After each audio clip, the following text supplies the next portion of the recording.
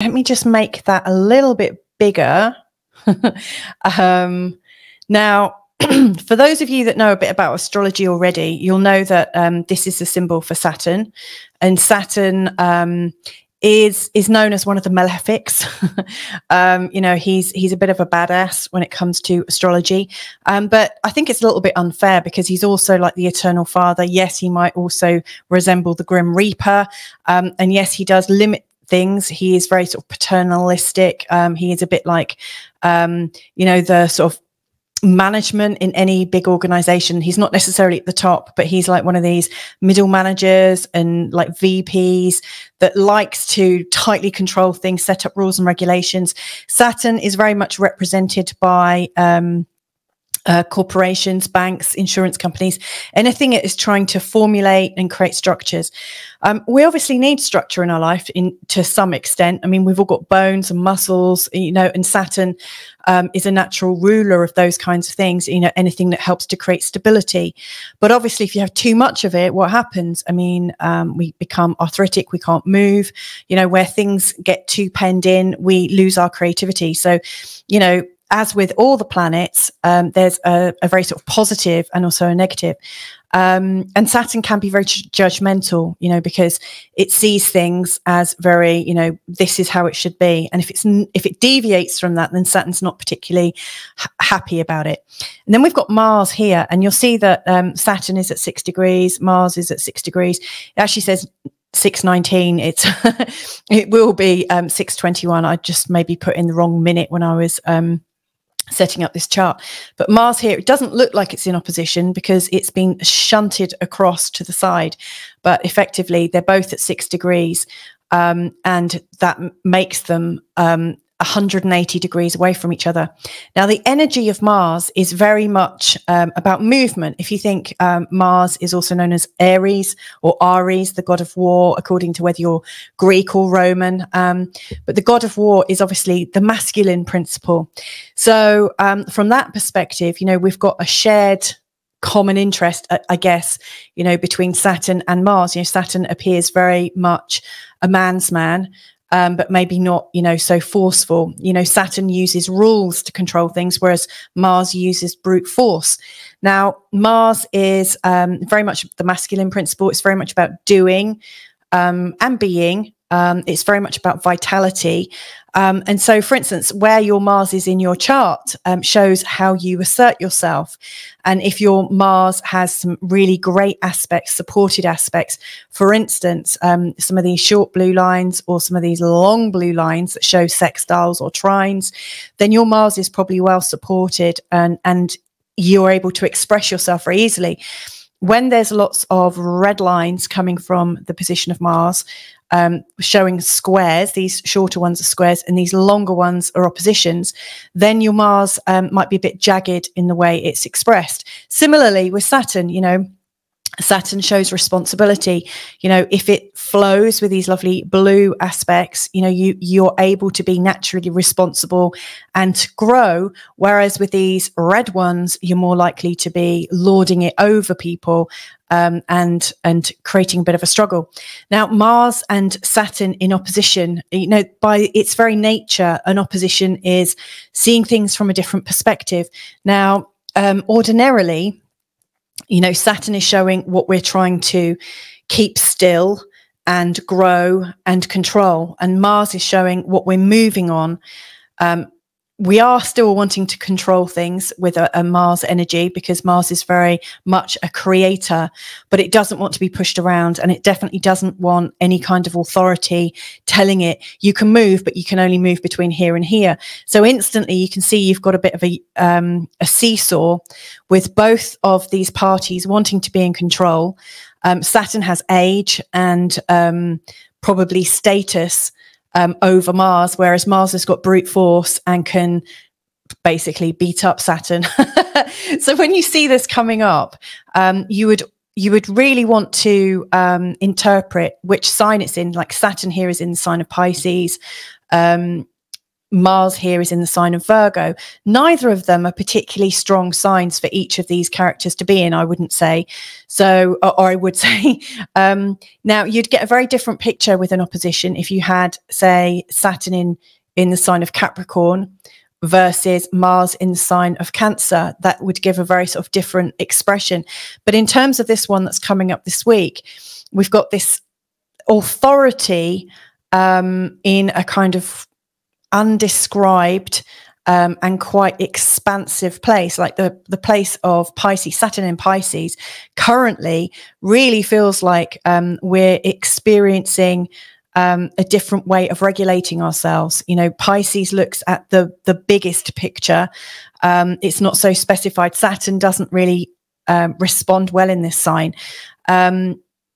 But you may well find that there are a lot of mandates or dictates coming from those people, those individuals that maybe are like the middle managers of the world, or whatever, that are trying to set these global rules, these global ideas. Given that, you know, the sign of Pisces is very sort of unspecified and is big; it goes across continents. So we may well find that at the moment we've got this sort of expanding energy of trying to put rules and regulations around things that generally can't be managed or specified. Almost like, you know, our spirituality, which is very much a Pisces theme, our spirituality is trying, you know, somebody somewhere is trying to regulate spirituality and beliefs and religion and our own intuition. So God knows what that's about. And it could be useful because, you know, right now I'm seeing a lot of people are getting into things like astrology, the law of attraction and things like that, you know, things that might help them. People are actually starting to take into their own hands different tools that can help them in their own evolution. I see that as a great thing.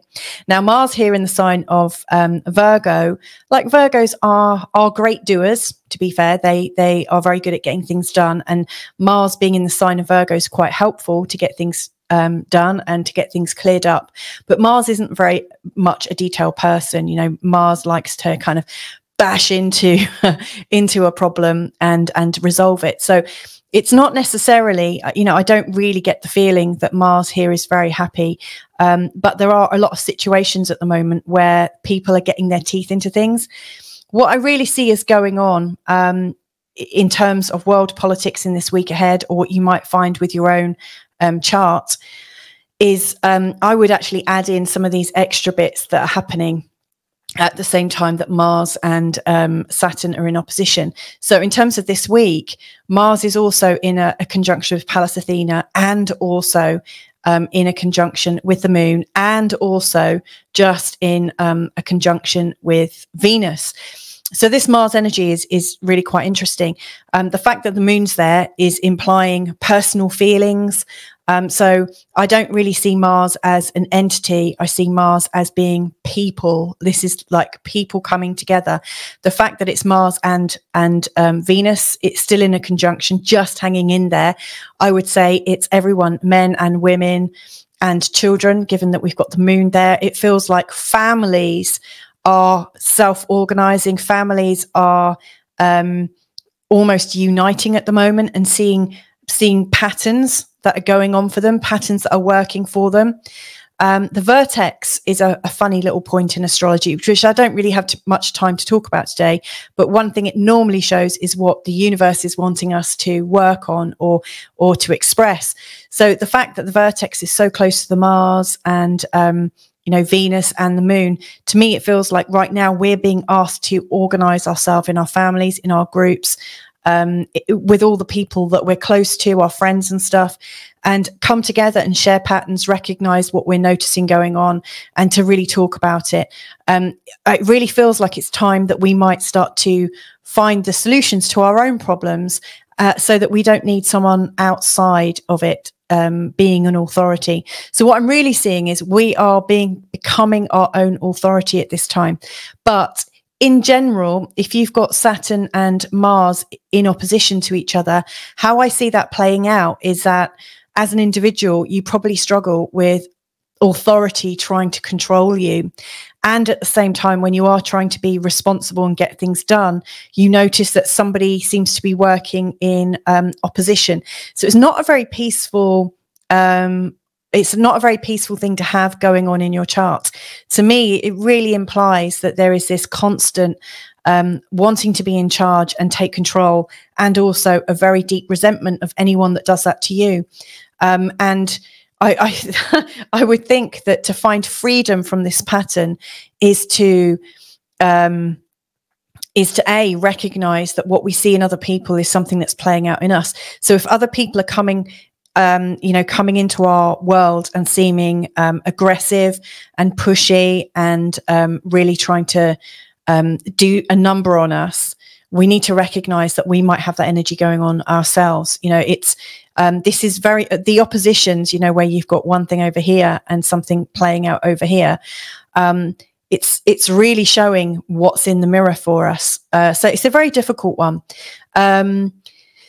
I would also say in a personal chart as well, given that this is very much representing the structures, your internal structures of your body, like your bones, your muscles, your digestion, because it's kind of slow and assimilates things very much like the energy of Saturn.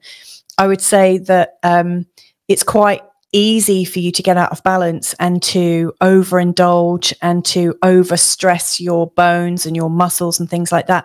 So if you're born with this kind of thing, I would absolutely urge you to really take care when you've got a slightly disruptive planet going over this area or over your Mars area, because it could be just that thing that's needed to make something snap or break or not work so well.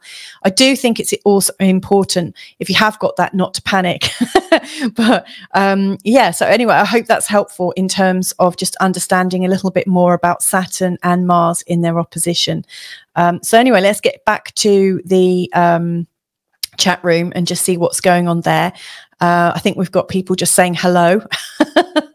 So Carl, good morning Portugal, is saying hello to, or Ola from Portugal to Barry. Penny is actually saying, oh bugger, mine are in opposition. Mars in Cancer and Saturn in Sagittarius. Now, Penny, this is actually quite useful. I mean, I didn't mean to worry you there. Isn't it funny how when I mention something and someone's got it, we instantly often go to, oh my goodness, what does this mean for me? The fact that your Mars is in Cancer and your Saturn is in Sagittarius, Cancer and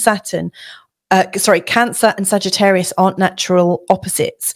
They're just ever so slightly different. So your Mars must be at the beginning of the sign of Cancer and your Saturn must be at the end of Sagittarius. Because really the true opposition, if they were exactly 180 degrees from each other, they are absolutely most likely to be in complete opposite signs, i.e. both of them in Cancer and Capricorn, or them being in Sagittarius and Gemini. So what's quite useful about this is your Mars in Cancer is a bit of a doer. And your Mars is very much motivated by loyalty and family loyalty. So the way you do things is because you care. And so you find authority by caring and being like a mum and really watching out for people that come into your remit. And it can be bossy. It's a bit mother goosey, but it's not necessarily so difficult. Now, Saturn in Sagittarius, the rules are expressed in a more philosophical way. So you may well find your mother hen gets very irritated by faceless bureaucrats that don't appear to own issues, but just to talk around them. It's very philosophical. And you might also find when you're being an authority, in particular with the work that you do, because I know you're a very talented hypnotherapist, when you're in your authoritative state, i.e. in the Saturn place, you're probably quite philosophical and very much based in non-attachment and helping people find freedom from the patterns that are ailing them. And you may well come up against their Mars in Cancer, showing that maybe they've already accepted and owned what they're, like they might say, oh, but there's nothing I can do with this. This is something I get from my family. It's like my family story. So professionally, you may well find that there is that friction between what you can see as a philosophical pattern and what other people are seeing as something they can't separate themselves from. So it's an interesting one, really, really interesting. Thank you so much for sharing that.